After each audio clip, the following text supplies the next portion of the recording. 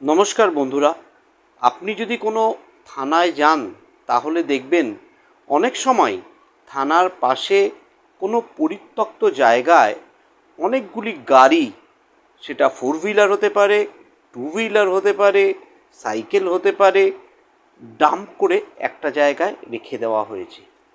বন্ধুরা, এই সমস্ত গাড়িগুলো কিন্তু সবই সাসপিশিয়াস, এবং পুলিশ যদি কোনো গাড়ি সাসপিশিয়াস মনে করে তাহলে সেকশন 102 অফ সিআরপিসি অনুযায়ী সেই গাড়িটাকে কিন্তু পুলিশ বাজেয়াপ্ত করতে পারে। বন্ধুরা, বাজেয়াপ্ত করার সঙ্গে সঙ্গেই নির্দিষ্ট ম্যাজিস্ট্রেটকে অবশ্যই জানাতে হয় যে গাড়িটি বাজেয়াপ্ত হয়েছে।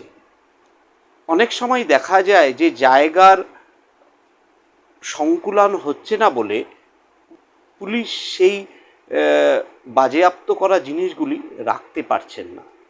সেক্ষেত্রে যার ভেহিকেল, সে যদি নির্দিষ্ট কাগজপত্র পুলিশকে দেখাতে পারে তাহলে একটি বন্ডের মাধ্যমে পুলিশের কাছ থেকে কিন্তু তার সেই ভেহিকেলটি সে ছাড়িয়ে নিয়ে যেতে পারে। কন্ডিশন হচ্ছে, এনকোয়ারি বা ইনভেস্টিগেশনের প্রয়োজনে যখন সেই গাড়িটির দরকার হবে তখন অবশ্যইভাবে গাড়ির মালিককে কিন্তু সেই গাড়িটি নিয়ে হাজির হতে হবে।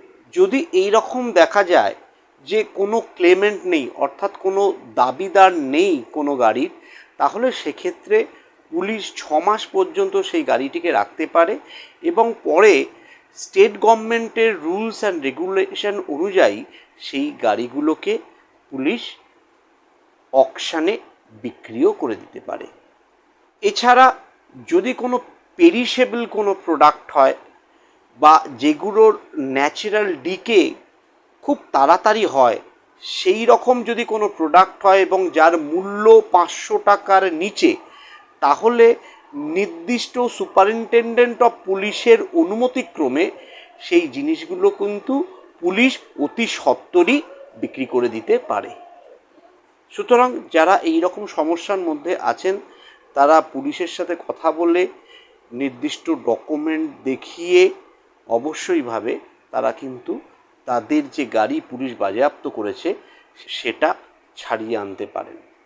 আশা করছি এই ভিডিওটি আপনাদের প্রভূত উপকারে দেবে। আজ এই পর্যন্তই। নমস্কার, ধন্যবাদ।